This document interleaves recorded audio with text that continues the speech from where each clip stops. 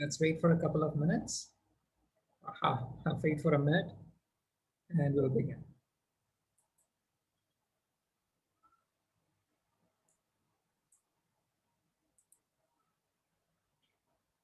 So I usually time my lectures so I know exactly how long the lectures are going to take.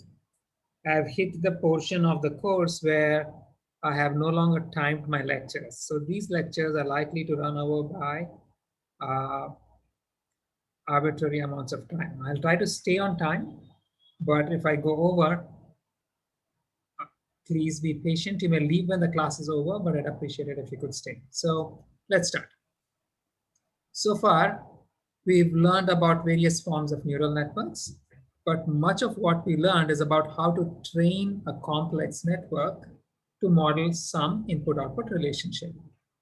What happens inside the network is still more than a bit of mystery. So we'll try to peer into it a little today to see what a network represents internally. Just let me turn on my fan, it's noisy.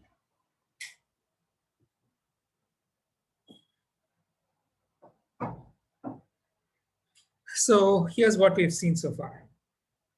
We've seen that neural networks are universal approximators, that they can model any Boolean function, any classifier, or any real-valued predictors. So simple MLPs can analyze static inputs for patterns or make predictions from them. Convolution networks can scan inputs for patterns in a shift or even a transform invariant manner. Recurrent networks can analyze time series data for patterns. In every case, while the network may have the capability to perform these tasks, they must actually be trained to do so from training data. And when we do that, what does the network actually learn internally? What does it learn to represent? So here again is what we meant by learning the network. We want to construct a network to model some function. For example, this bivariate function shown by this mesh. We generally assume that the architecture of the model is given. So what we must determine is just the parameters of the network so that it computes this function as closely as possible. We won't usually have the entire function. Instead, we only have access to a set of input-output pairs from the function, our training data, shown by these red lines over here. And we have to learn the function from these points alone. Now, when we train the network to perform classification, this means the net must learn to model the classification boundaries between the classes of data. For instance, we may provide these red and blue dots, where red stands for class 1, blue stands for class -1 as training points. The net must learn these decision boundaries, which are these double pentagons, directly from these points. And it must learn these boundaries from only the points without actually knowing what those lines are. It must discover these lines. And eventually the function modeled by the net would ideally look like this figure to the right. The value of the function is 1 inside the double pentagon, and depending how you label the class, either 0 or -1 outside. Now, in reality though, our training data won't be so clean. We'll have some blue dots in the red region. We'll have some red dots in the blue regions. And so as you can see, you can't really make out the boundaries clearly at all.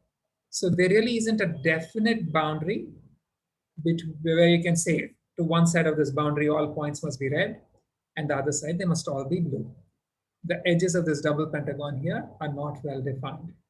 So what exactly is the function we learn? To get a better idea, let's look at a simpler problem where the classification boundary is linear. The linear decision function over here would be this step function, which has a value, if I'm using a 0, 1 labeling, which has a value 0 on one side of a line and a value 1 on the other side. So this kind of function is called a Heaviside function. We must learn such a function to separate the red and the blue dots. But then because you have the classes are overlapping, you will have red dots hanging over the blue side, blue dots lying on the floor on the red side. So no matter how we position this Heaviside function, there will always be some red dots on the blue side and some blue dots on the red side. It's simply not possible to find a nice linear boundary that cleanly separates the classes. So to be able to visualize this situation better, let's wind down to an even simpler one-dimensional example. Here, the input is one-dimensional. The function must output either a 0 or a 1. A linear classifier in the 1D case is just a threshold function, which outputs 0 if the input is below a threshold, and it outputs 1 if it's greater than a threshold. We must learn this function from the training data provided here, with the blue dots for which the output must be 0, and the red dots for which the output must be 1. While clearly the left side of the figure belongs to the blue dots over here, the right side belongs to the red dots. The problem is that the domains of the red and blue dots overlap in the middle. We simply cannot find a threshold that cleanly separates the red and blue classes. So just give me a second.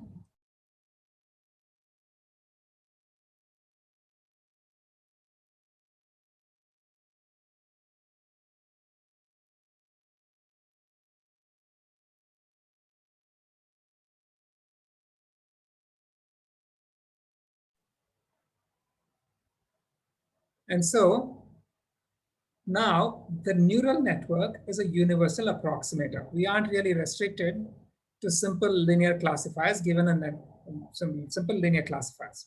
If you're given a network with enough neurons, you can perfectly well learn this complicated function, which goes up and down and perfectly models all the input-output relationships in the training data, provided the data are separated. And now this network will make 0 error on the training data.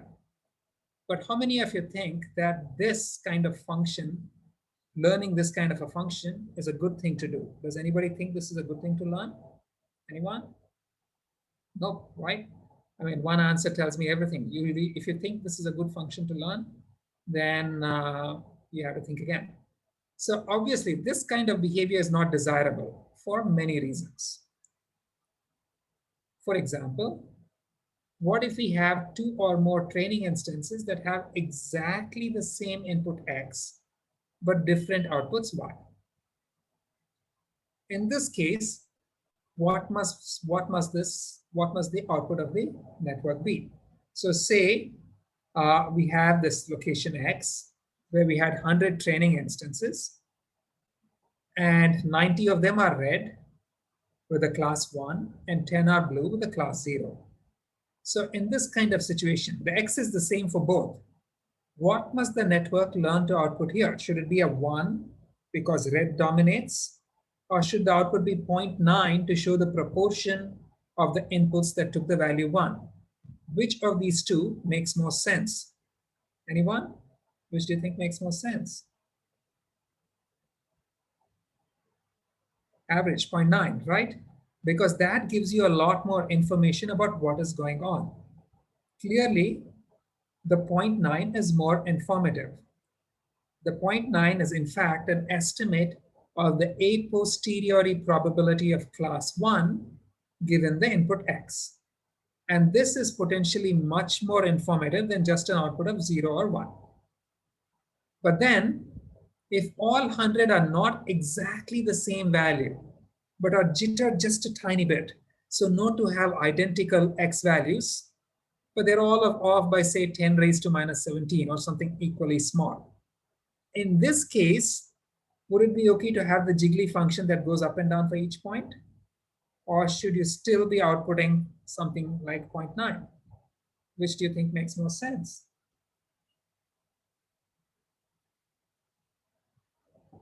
What you averages again, right? But then how did you choose the average? How wide, how much must the distance between the data points be before you say the average doesn't make sense anymore? That's not very clear, right? Here I jiggled it by 10 raised to minus 17. If I jiggled it by plus or minus 1, you wouldn't give me that answer, right? So Let's see it a bit differently. At each location X, let's say we look at a small window around that point and plot what fraction of training instances in that window have the output value 1. So that is what fraction of the instances here are red. That fraction is an approximation of the a posteriori probability of 1, given that the input is that particular value of X. Now we can slide this window forward across X and compute the average within each window at X and plot it. And if you do that, you're going to get a plot of this kind. And that average value will change smoothly from 0 to 1 as you go from left to right. At the extreme left, all training instances will have output value 0 because the left is owned by the blue in our example.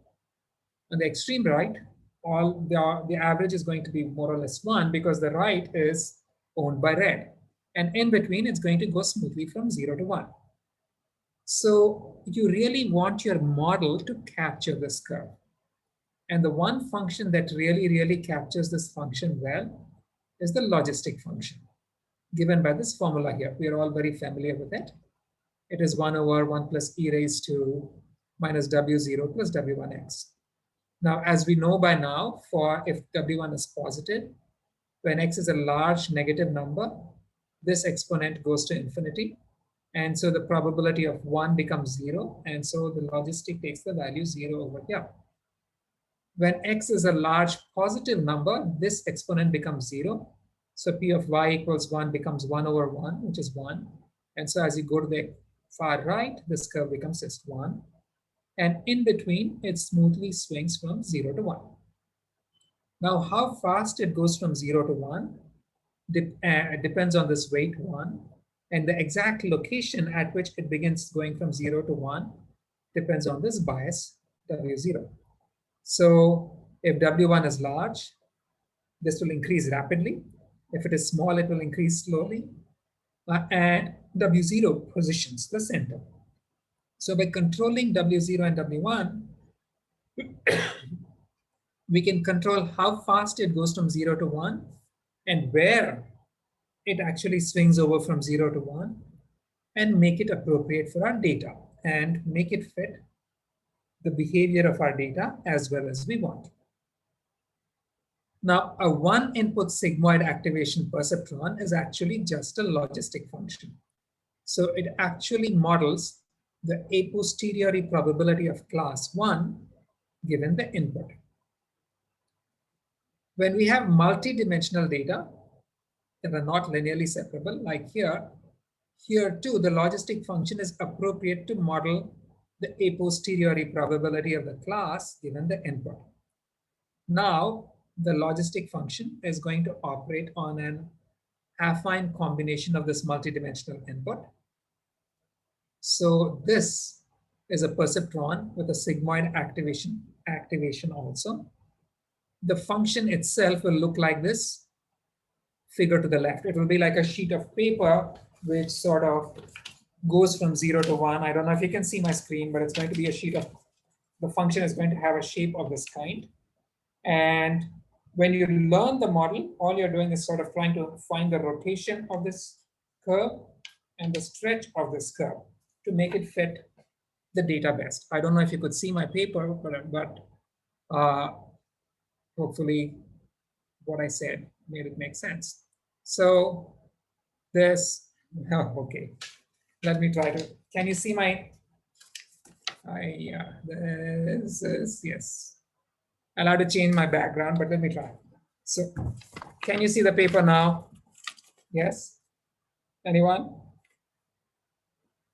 Okay, yes. So, changing W1 basically is going to find the rotation of this paper, the positioning of this paper, and the stretch. So the sigmoid is going to be this sheet, and the weights simply find out how to angle it, where to position it, and how to stretch it.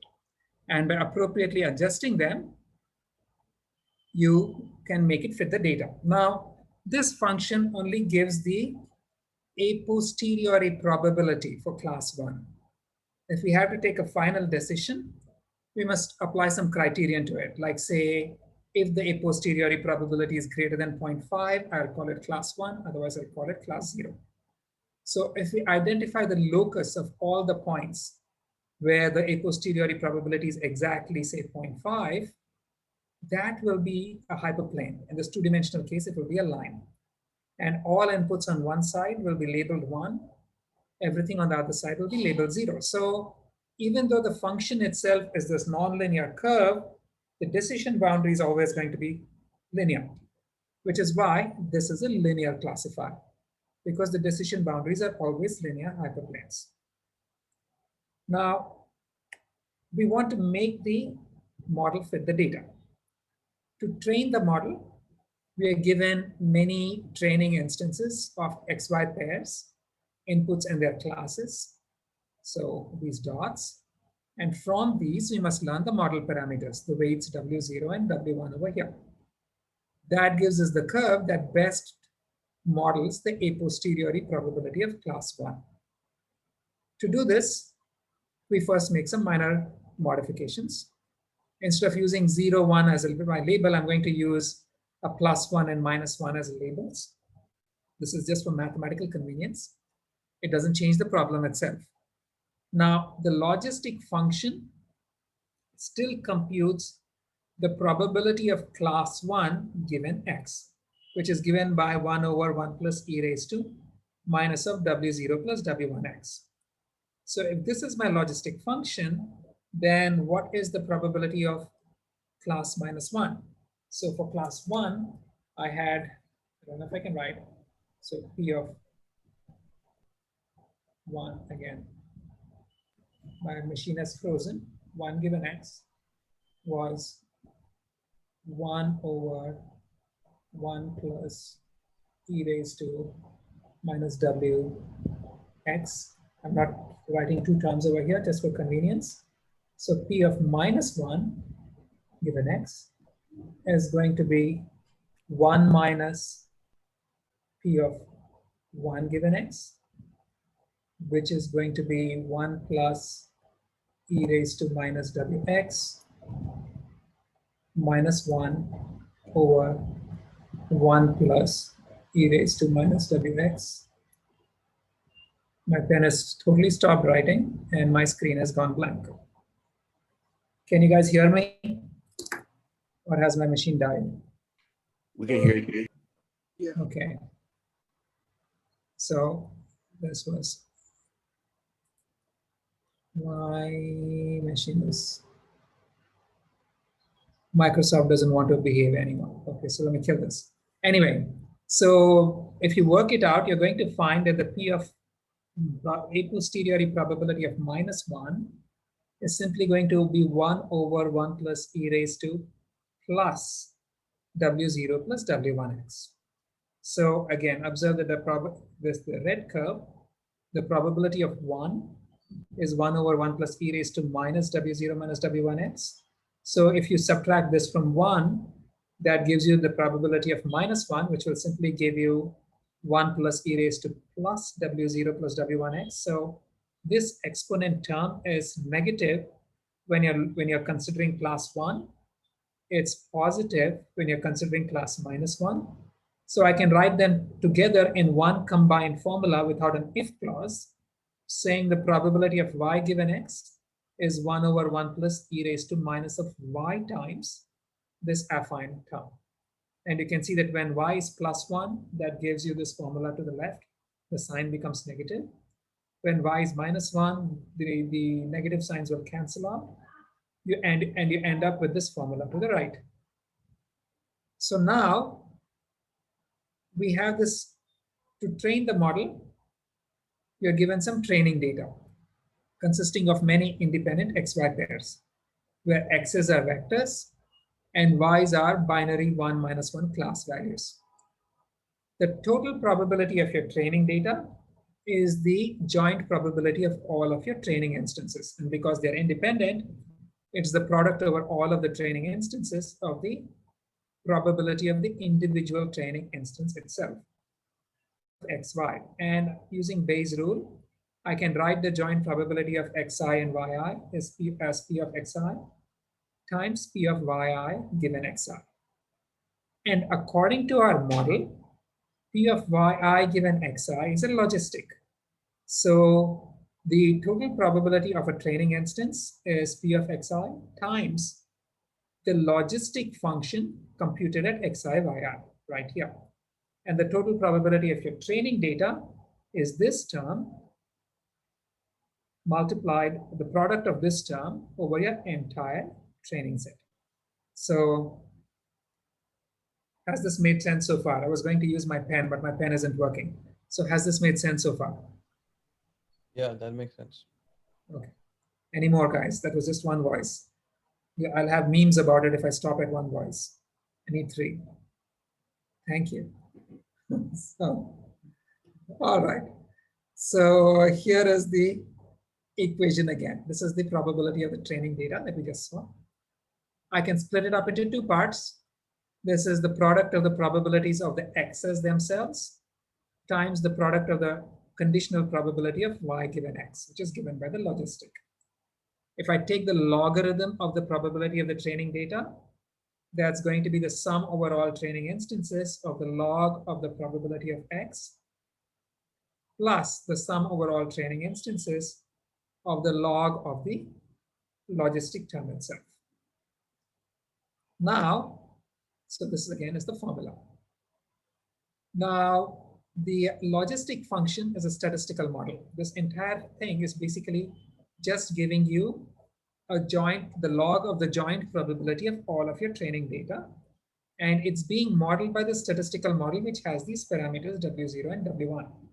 So in this classical approach to learning such models, we try to learn these parameters to maximize the likelihood of the training data. This is the maximum likelihood estimation procedure. This is a standard paradigm. So what we will do is to try to estimate W0 and W1 to maximize the log of the probability of the training data. This is a standard statistical estimation. And of course, this first term is doesn't depend on W0 and W1. So you can just focus on the second term. You will be maximizing the log of the logistic, maximizing the log of the logistic summed over the entire training data, or equivalently, minimizing the negative of the sum over all of the training data of the log of the logistic. So this is what you're doing to train a logistic function on your, give you the appropriate posterior probabilities for your training data. So again, this is just the formula that we saw on the previous slide, the one at the bottom. This is the same thing for reference, right? But then if you look at this over here is simply the Kullback-Leibler divergence between the desired output y and the actual output of the network. So we've done this when we trained our models with our neural networks. If we just had just the output layer, this is what we got. The Kullback-Leibler divergence is the negative of the sum over all of the training instances of the log of the probability assigned to the appropriate class by the model. So maximum likelihood training of the logistic essentially minimizes the Kullback-Leibler divergence between its output and the target output, which is basically the same as minimizing the loss that we are familiar with. And this cannot be solved directly. This needs gradient descent. The point of this is that if all you had was the output layer of your standard neural network, that's just your softmax layer or a logistic function.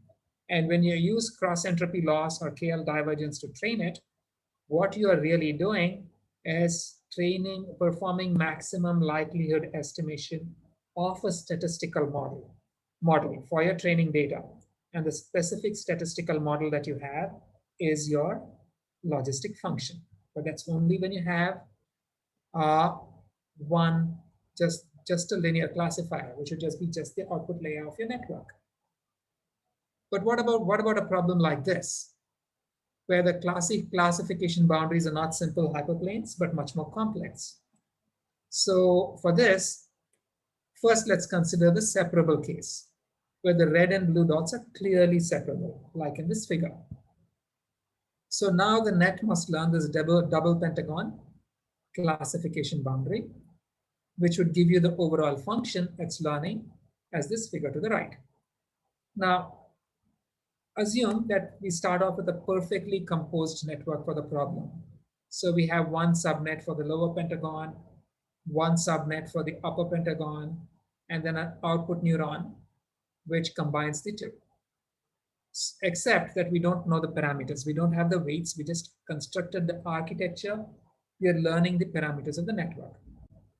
Now, if we are using threshold activations or sigmoid activations, this output neuron, this final perceptron, is actually just a linear classifier which operates on the outputs of the penultimate layer of the network, the layer just before the final output layer, the final hidden layer. So if the network learns to perfectly classify the red class from the blue class, because this guy is a linear classifier, it means that the data it's operating on are perfectly linearly separable, which means that if you plotted these two values, y1 and y2, against each other, you would find that all of the red points and all of the blue points, the red points being the points within the double pentagon, the blue points being the points outside the double pentagon, in the y1, y2 space, they would have been converted to some form where they are linearly separable, which is why this output perceptron, which can only perform linear classification, is able to perfectly separate the red data from the blue data. So, which means, of course, that we can view the overall network as having two distinct parts. We have a poll here, Professor. Okay, go ahead.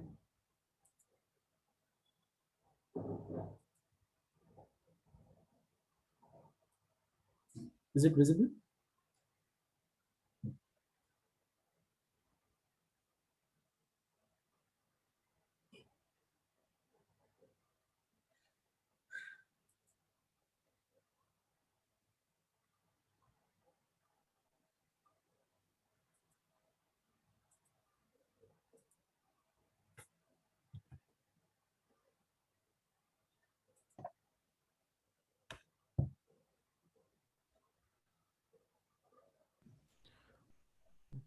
Professor, Yeah. shouldn't this line be for the output of y1 and y2? Because in the figure it is shown that the red points are inside the curve, and so y1 should be like Hang on, so for the poll, 5 seconds, guys.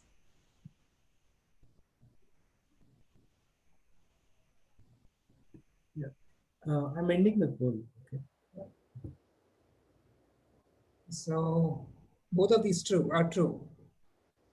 Because the classes are linearly separable in the y1, y2 space, the portion of the network until the second to last layer is essentially just a feature extraction module that converts the input into some linearly separable form. And so the output layer is just a linear classifier that can only perform well if the rest of the network actually transforms the input space, such that by the time the data come here, they are linearly separable. So both of these are true. Now, so what was your question, Tushar? Yeah, so I was asking like the red points are the one inside the both of the pentagons, right? So I Correct. thought the final output should be this figure on the left, the graph on the left. Correct. So the y1, y2, if this guy has to perform perfect classification, then the data must eventually, in the y1, y2 space, the points must have been transformed into this linearly separable form. Yeah, right. So as we just saw in the poll, we can view the overall network as having two distinct parts. The first is just The first is just simply this output layer, which is a linear classifier which operates on whatever is given to it.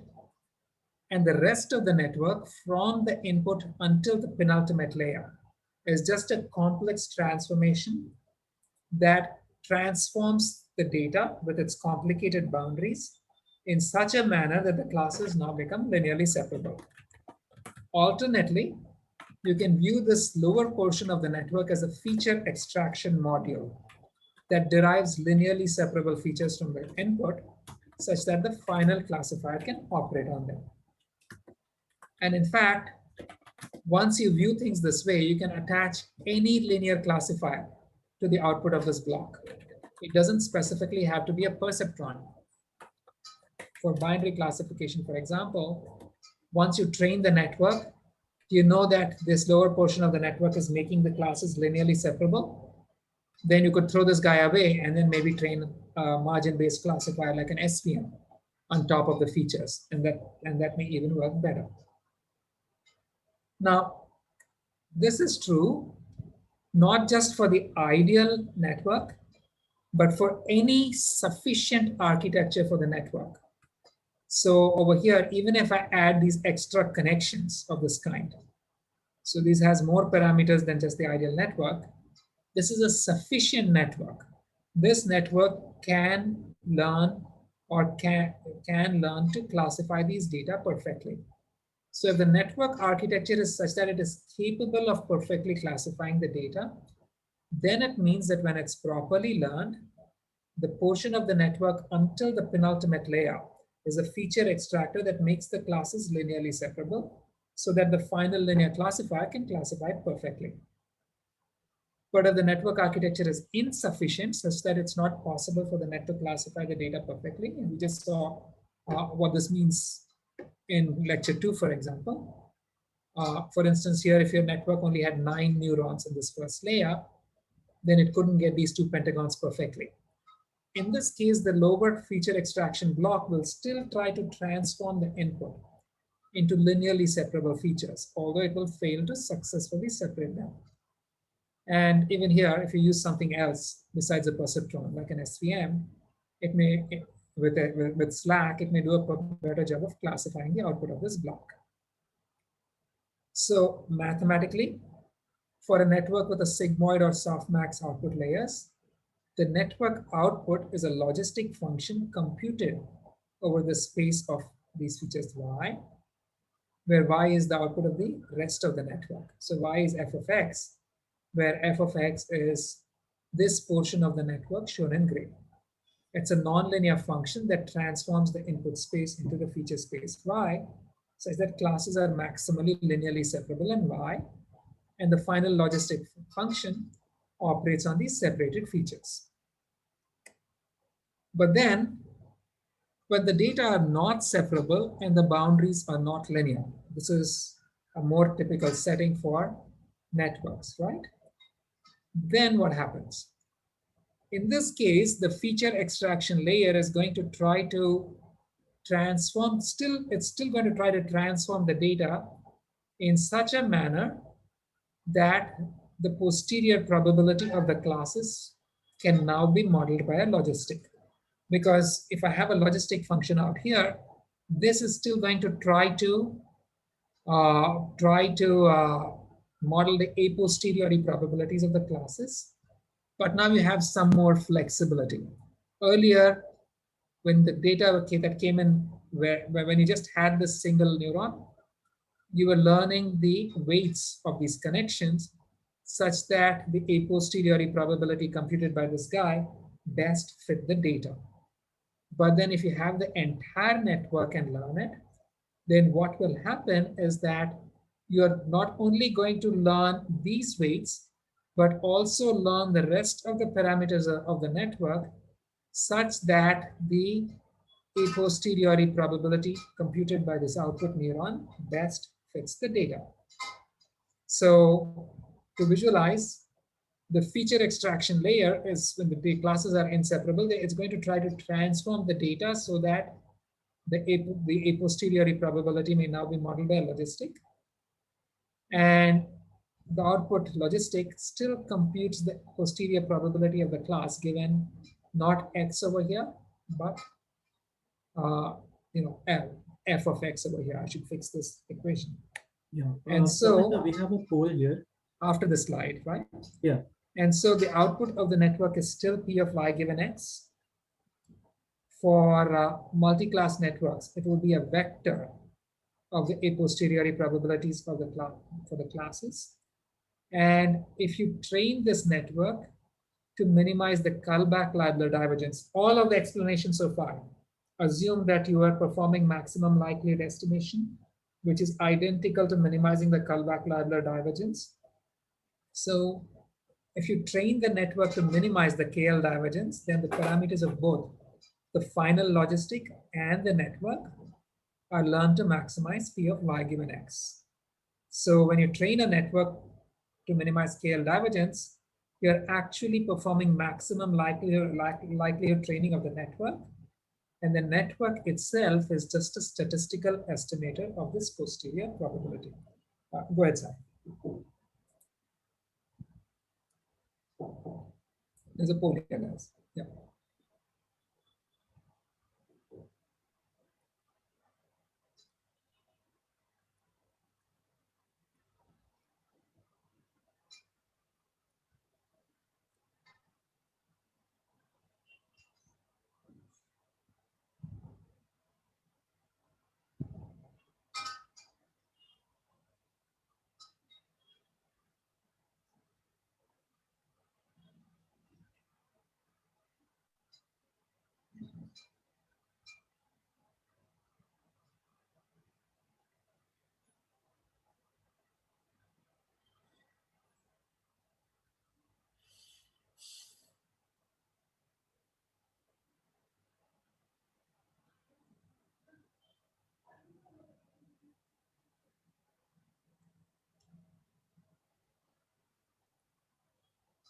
Okay, 10 seconds, guys, 5 seconds.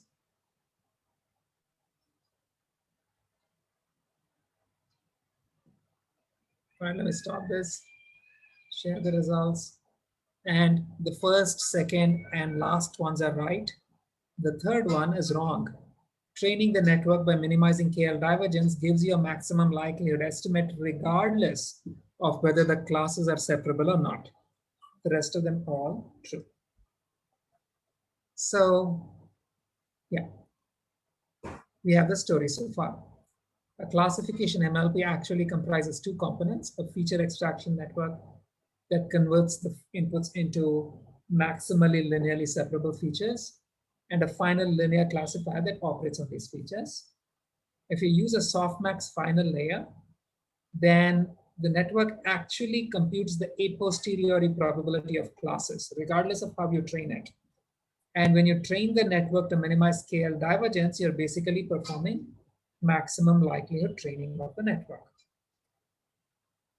So we've seen the behavior of the features that come out of the penultimate layer of this layer of the net. But what about the layers below it? These layers to extract features, representations of the input. So what do these features represent? Now, it's not entirely clear since the network itself is automatically learned and it's somewhat opaque. But one hypothesis that makes sense is the manifold hypothesis. According to this hypothesis, if the classes are separable, it means that they are linearly separable on some nonlinear surface in the input space. So what these layers do is to sequentially straighten the space so that as the data passes through the network, the surface gets increasingly straightened and the classes get increasingly linearly separable until at the final layer, they are maximally separable. Here's a visualization using a synthetic example to test this hypothesis. Here, we are trying to train a simple network for the circular decision boundary using only samples. So we've drawn a lot of samples from this circle, call them 1. Samples from this outside the circle, call them -1. This is the network. The input is 2-dimensional.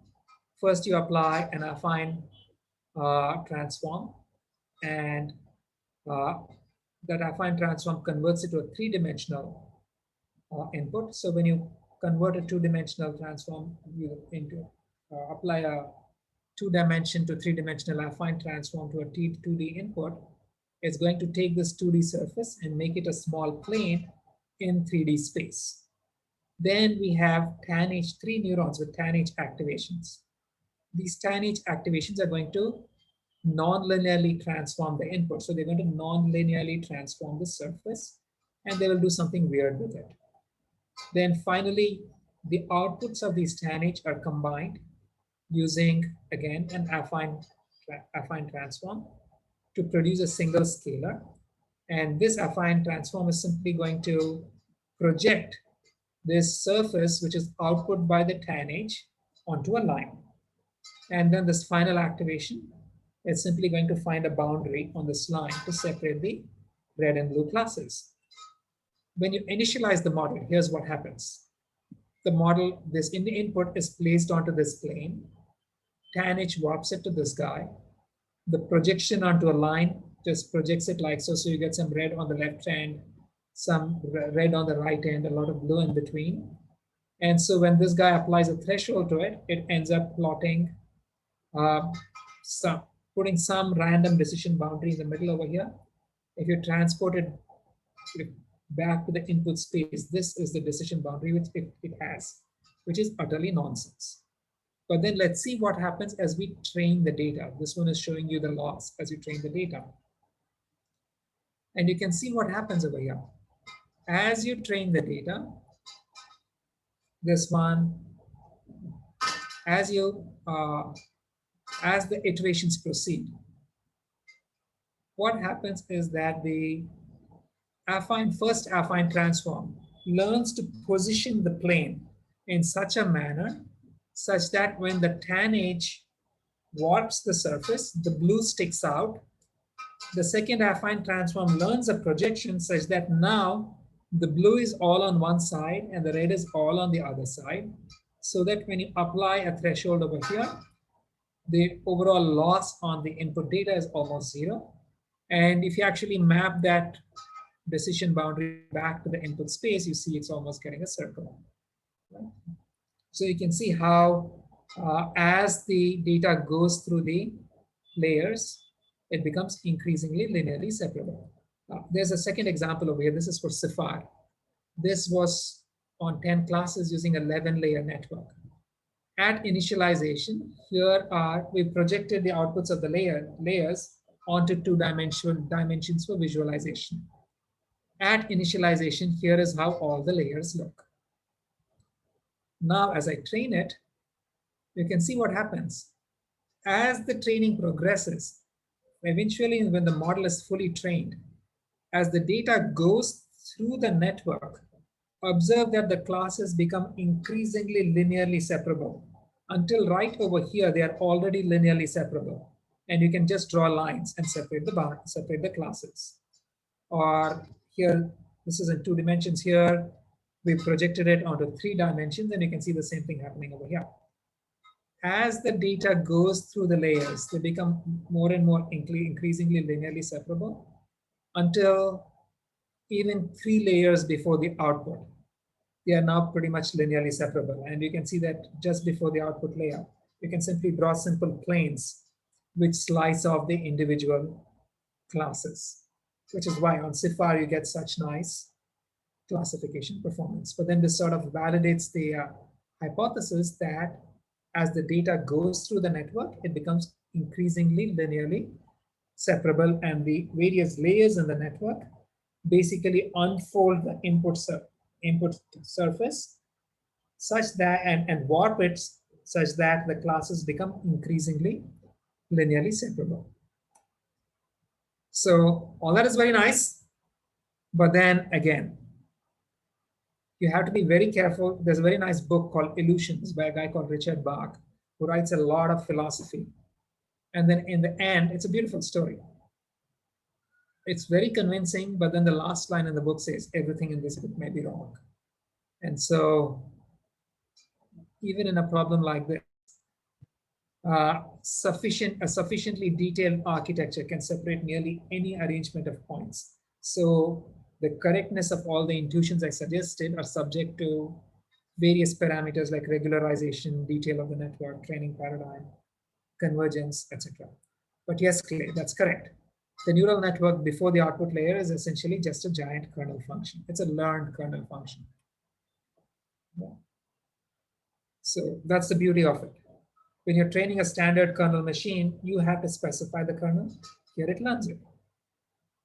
Now, it's not exactly a kernel function. It's not a standard kernel that computes an inner product between vectors, but it does transform it to a space where the classes become linearly separable. So any questions so far, guys? No? Okay. Let me change gears, right? So we've seen what the network learns here, what it learns here. We've seen how the data are transformed as it goes through the network. But what are the specific features it learns at these points? We know that they become increasingly linearly separable. But what do those actual features look like? To understand that, let's go back and look at the basic perceptron. Consider the perceptron with a threshold activation. Now, in a perceptron with a threshold activation, what do the weights tell us? Again, give me a second. I'm having noises in the.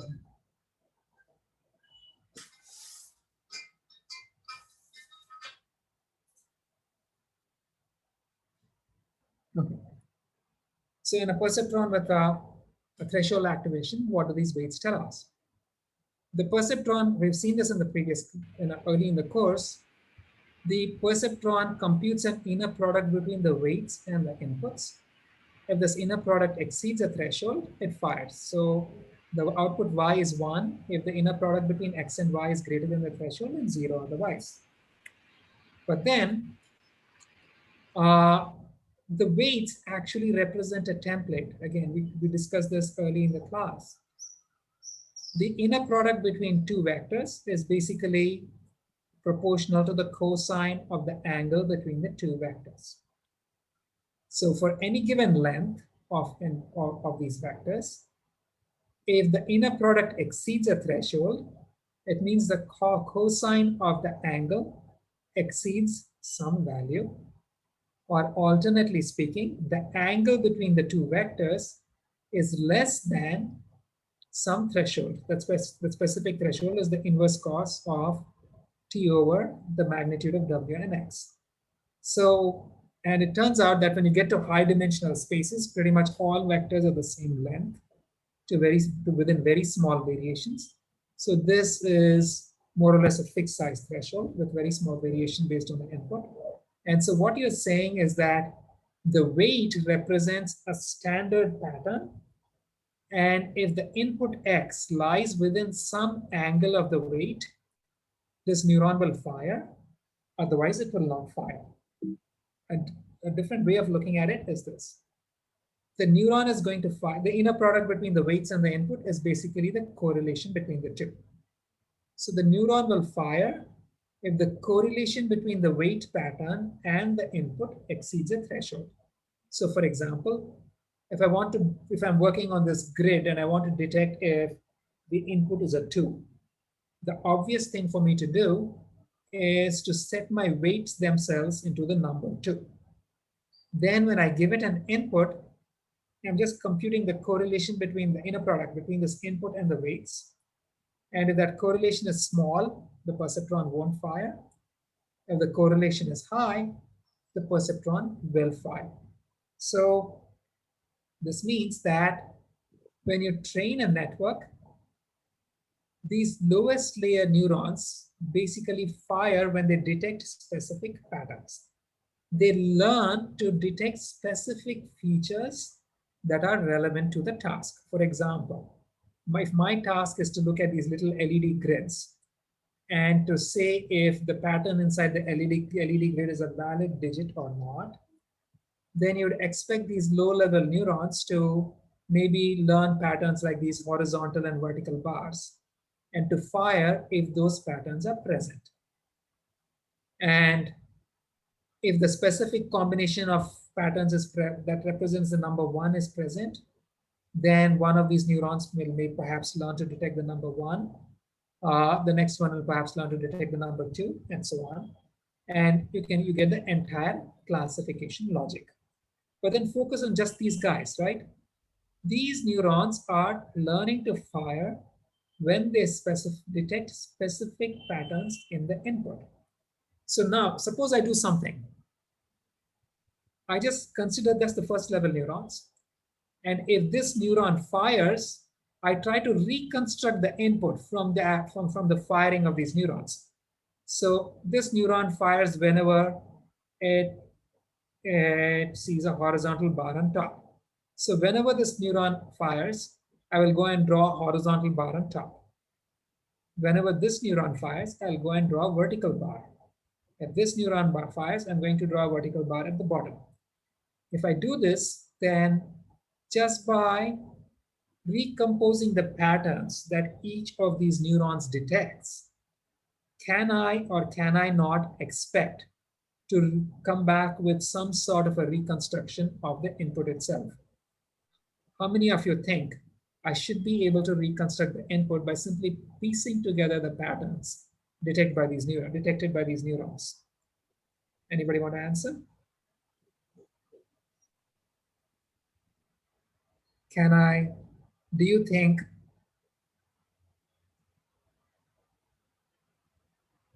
it may? So you should be able to. So Diksha, why do you think not? No, actually, I was just thinking that we won't be able to construct because if suppose the neurons they fire and we are not able to construct a particular digit. I mean, if the firing order is random and when we join the points, we don't get a particular digit.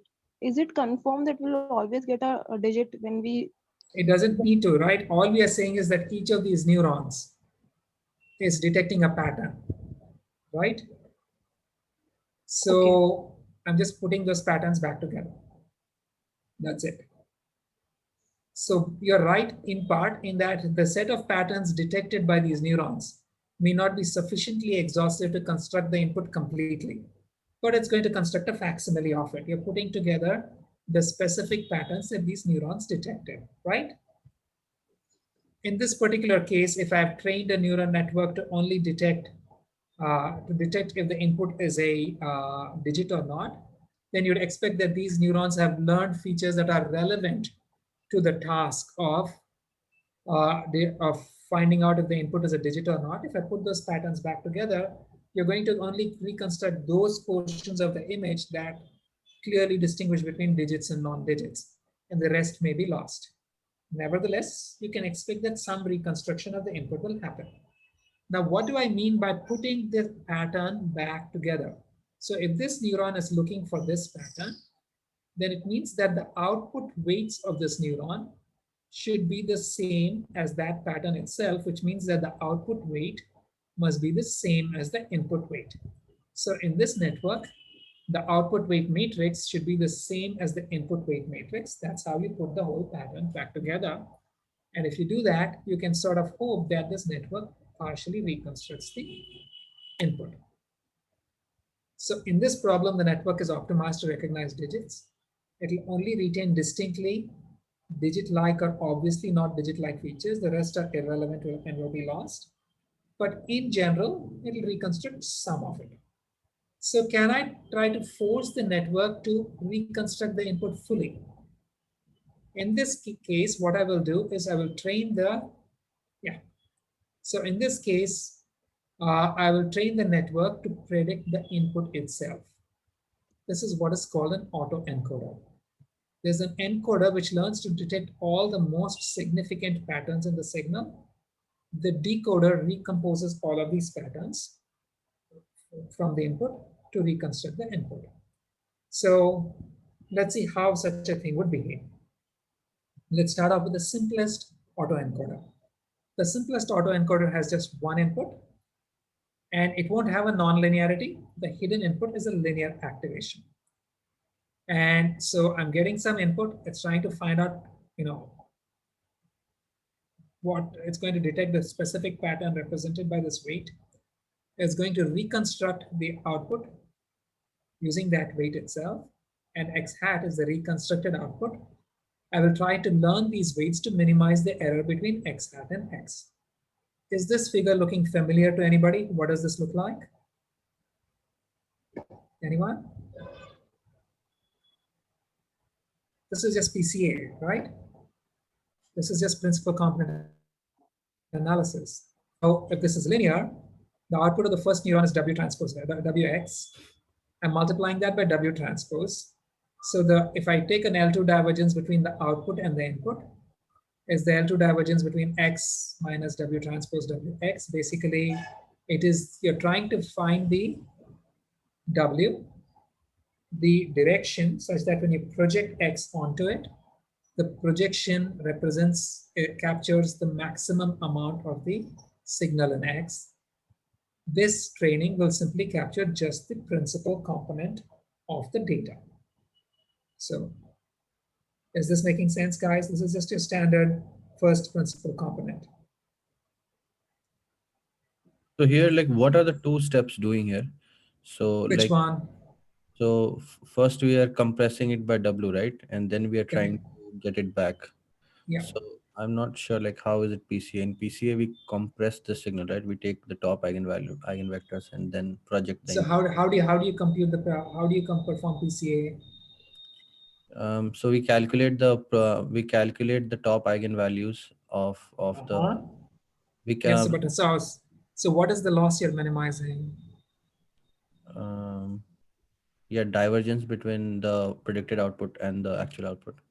And what is that's the L2 divergence? What is the predicted output? So W transpose W X. Yes. Right? This is just PCA. Okay. So you have only one weight. So if I'm averaging this over many training instances, there's no memorization.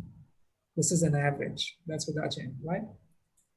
So now the autoencoder with just one hidden neuron finds the direction of maximum energy. If the input is 0, means it's the direction of maximum variance. And so all input vectors are mapped onto one point on the principal axis. Basically what happens is that it finds this line, and the output of this one point is going to be a position on that line. And if you, since the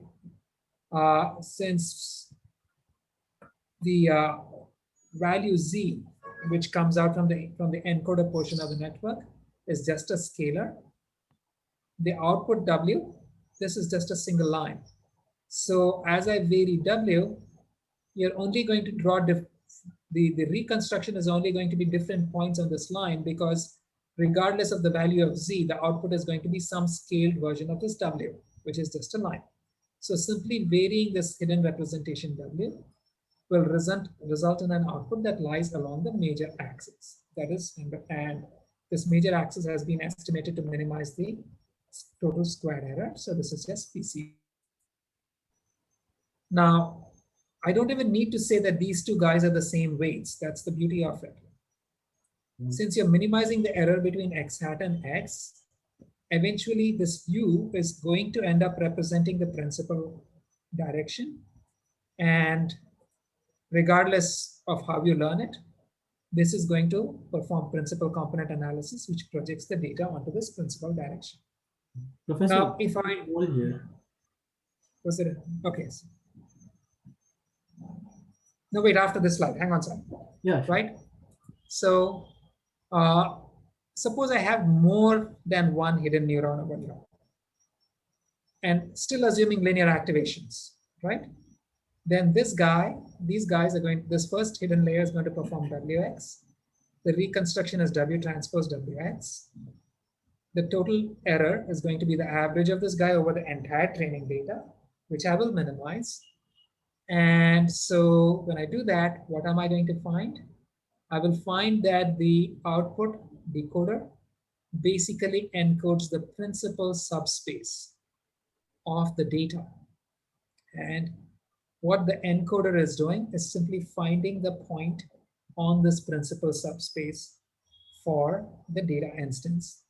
minimizing the error, learning this network is simply going to perform PCA. And this happens even if the encoder and decoder weights are completely different. So go ahead, release the pointer.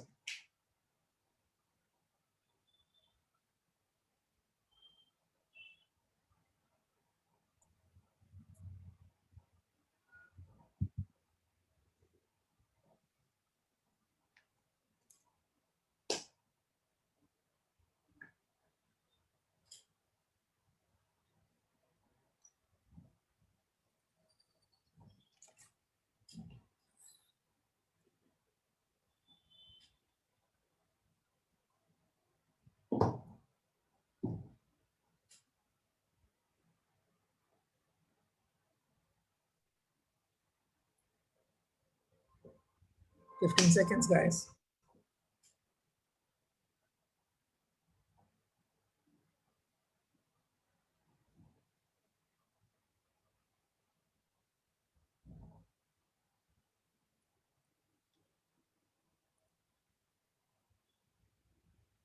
Both of these statements are true, right? That's what we just saw. Both statements are true. Anyway, so continuing on. Now what happens? Suppose I remove this portion. This upper portion of this autoencoder can only reconstruct points on the subspace represented by these W's, right? And so what will happen is that I'm only going to, regardless of what input I feed it at this point, the output is always going to lie on this principal subspace. Now, here's a terminology. This lower portion of the network that extracts this hidden representation over here, we're going to call that the encoder. The upper portion that reconstructs it is what we'll call the decoder.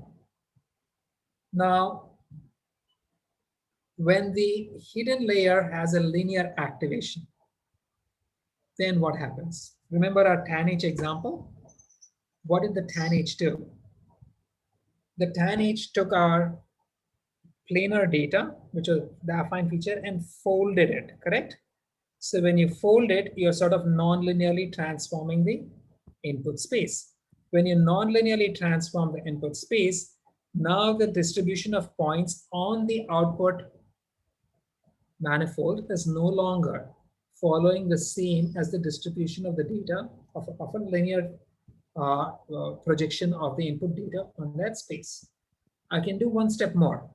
I can make this decoder more complex, and I can make the decoder itself have non-linearities, in which case what the decoder is going to do is it's going to begin to fold, create curved surfaces rather than planar surfaces. And so when that happens, the decoder is now going to begin representing a non-linear manifold. And since you're still training this model to minimize the error between x and x hat, it's going to try to find the non-linear manifold such that when the entire data is projected onto this non-linear manifold, the overall error of projecting the data onto this non-linear manifold is minimized. So without non-linearity, you had simple PCA.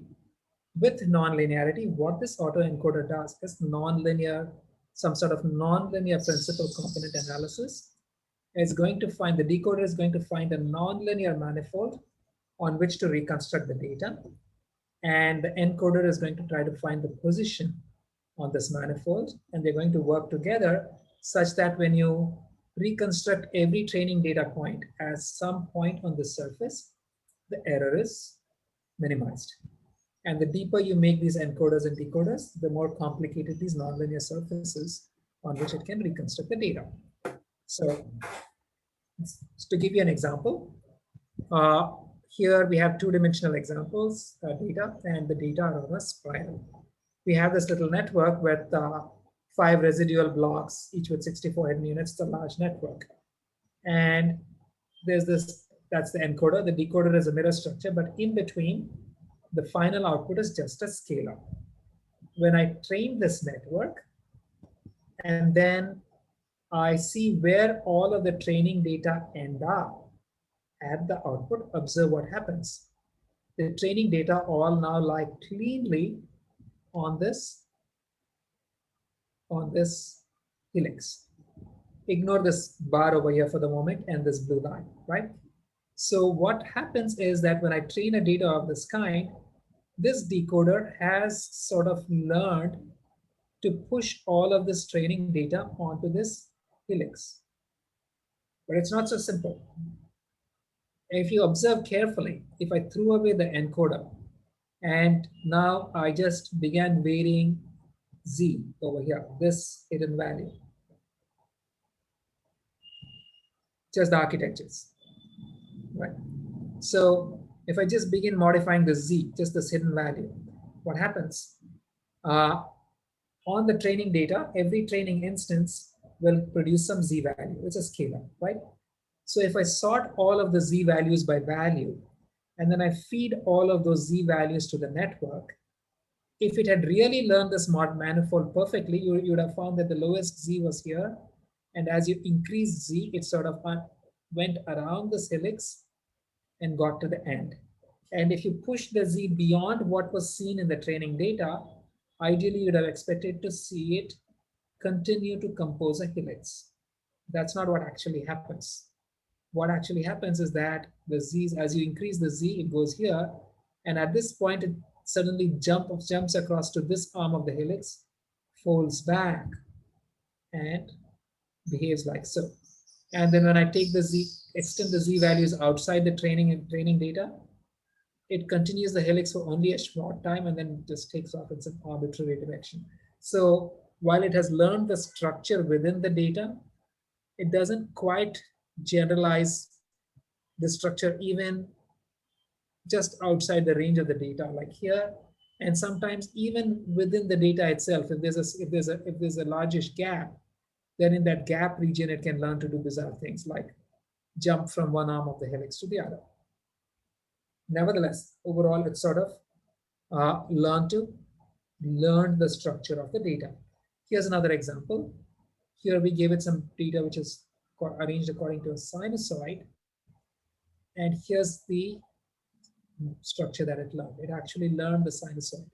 And now if you look at the Z values and begin sorting the Z values and plotting the output for different Z's, Z is the input to the decoder, you find that it actually constructs the sinusoid. But then if you extend the Z beyond this limit, it doesn't compose more of a sinusoid, but then sort of takes off. But still, within the training data manifold itself, it seems to learn the structure, which is beautiful, right? So all of this means that the autoencoder performs some kind of nonlinear PCA. When the hidden representation is of lower dimensionality than the input, this is what you call a bottleneck. You get nonlinear PCA, which learns the manifold for the data if properly trained. And now, if it learns the manifold for the data, for example, here it learns the sinusoid, here it learns the helix, then the decoder itself can only generate data on that manifold, the manifold that the training data lie on, which makes this decoder an excellent generator for the distribution of the training data. Any values that you give it over here will produce data similar to the training data.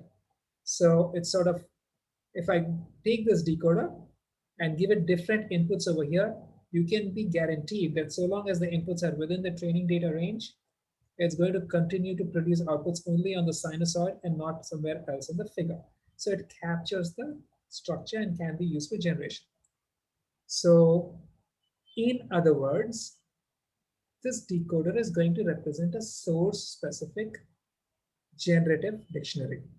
For example, if I use this, if I train my autoencoder on digits, then pulled away the encoder and just use the decoder, if I excited it with different values, the outputs, if the decoder is properly learned, are going to look like digits and not like anything else. They may not be exactly the digits, but they will be digit-like. So to give you an example, here we trained an autoencoder on music. Specifically, we trained this on a saxophone. And then we threw away the encoder. And so now we have the decoder. And now I excite just this one input of the decoder. I give this a value 1 and give the rest of them 0. And it produces something that I can convert back to sound. What does it sound like? It turns out that the decoder actually learned sax-like sounds. Or if I produce it, give it a different input. If I excite just this guy and not the rest of it, this is what it sounds like. It's a different sax-like sound. So I'm just using only the decoder. I've learned the decoder, I've learned the autoencoder, and my claim is that once you have the autoencoder, the decoder portion is only able to produce data on the manifold that the input training data lie on, like in PCA. And so here we've trained the autoencoder, and then if I just use the decoder, because of the manner in which we train the decoder is only able, the autoencoder, the encoder produces these guys. These guys pass through the decoder, and if trained properly, the decoder, regardless of what you feed it over here, the decoder is going to produce things that look like the input. So the decoder ends up becoming a dictionary that can construct patterns that look like the input. Professor, we have a poll here. So now let's skip the poll. I don't have time for this. Sure. So the original data over here was a lot of saxophone recordings. Over here. So in an MLP, you're not trying to reconstruct the input, Tushar. Here you're trying to reconstruct the input. So it's decoding into the input, right? Here's another example. Clay, this one was trained on a clarinet. We trained an autoencoder, and if our hypothesis is right, the decoder portion of the network should only be able to produce clarinet-like sounds. So when I take the decoder and give it some arbitrary fixed excitation, this is what it produces. Or a different one.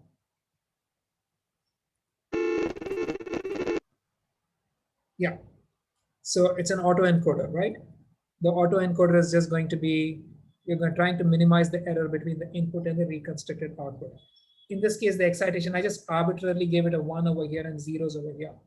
And this was the first output.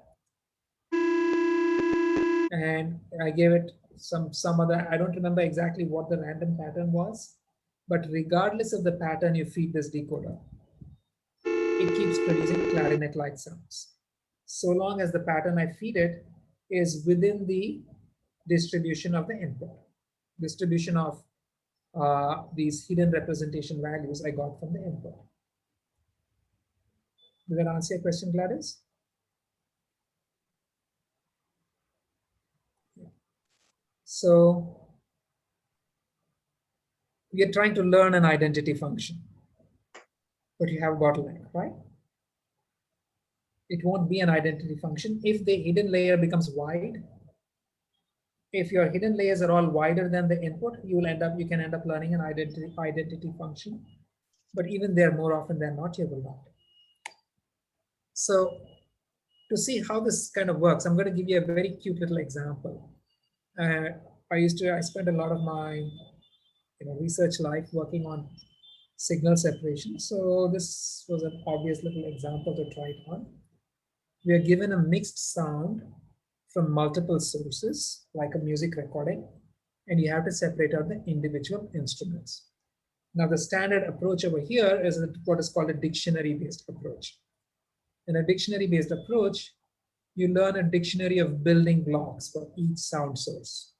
So I'm going to say, for example, guitar sounds are composed only of guitar notes. So I can construct a large collection of recordings of guitar notes. And I can say any guitar recording has got to be composed from these guys. Just concatenate them the proper way, and you'll get guitar sounds.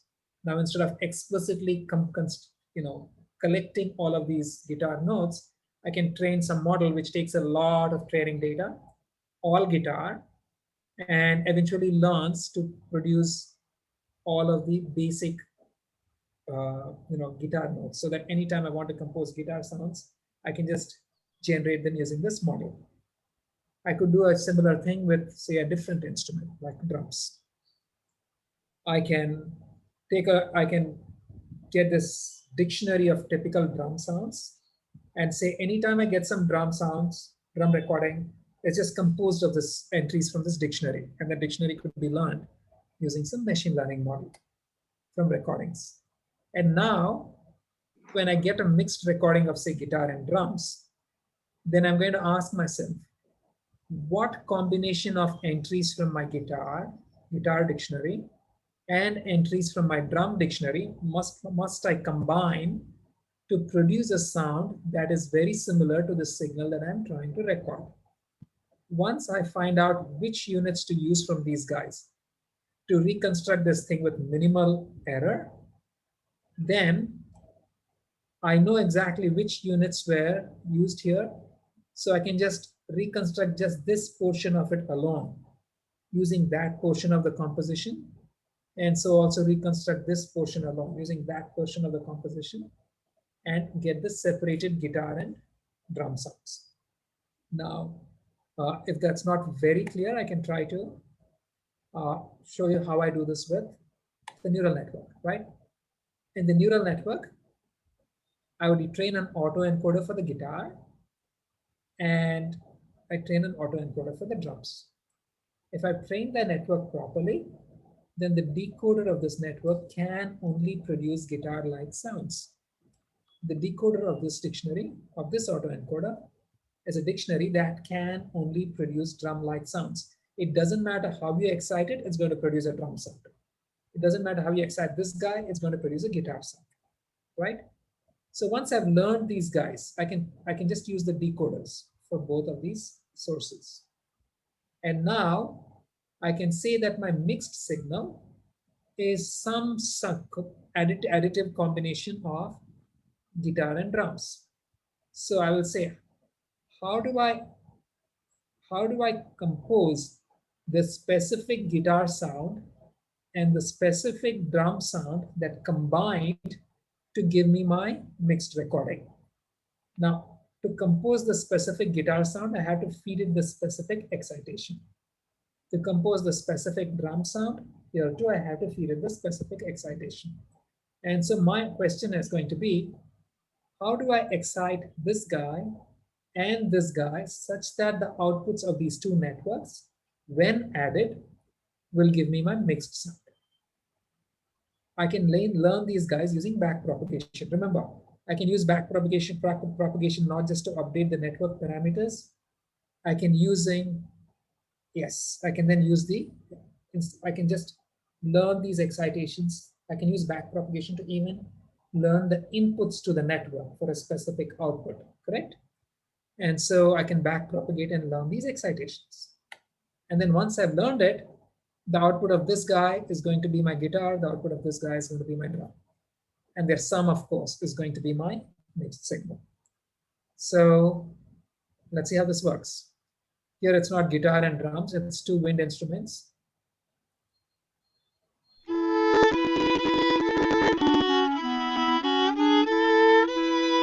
this is a 5-layer dictionary. That is, the autoencoder had, it was straightforward MLP, 5 layers in the encoder, 5 layers in the decoder. So then you throw away the encoder, of course, so we only retain the decoders here, right? So this is a 5-layer network. Each of them is 600 units wide. This is the mixed recording.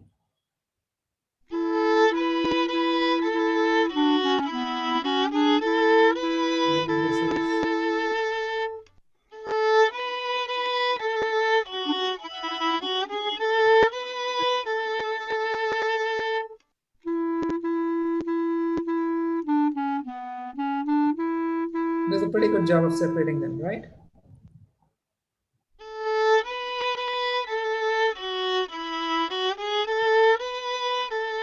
It's not, the term bases is kind of dangerous to use over here. It's just a dictionary that can only produce, in this case, the first one is, I think, I don't remember what the instrument is, but this instrument.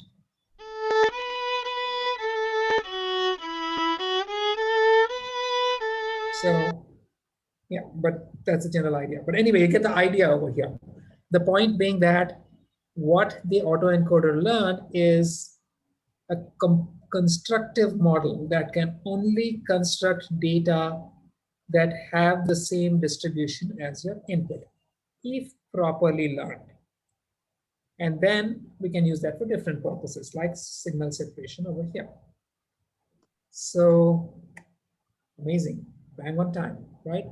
So the story of the day here is that classification networks learn to predict the a posteriori probabilities of classes. The network until the final layer is a feature extractor that converts the input data to be more or less linearly separable. The final layer is a classifier or predictor that operates on some mostly separable data.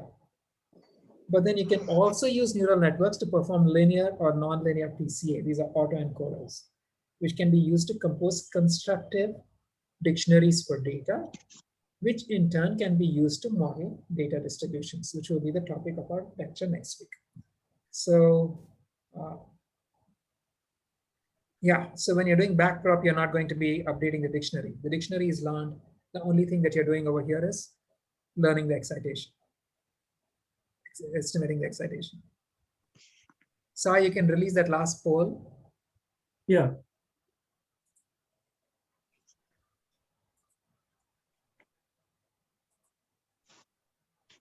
So the final minute, guys. And I'll take any questions and I'll stop the recording.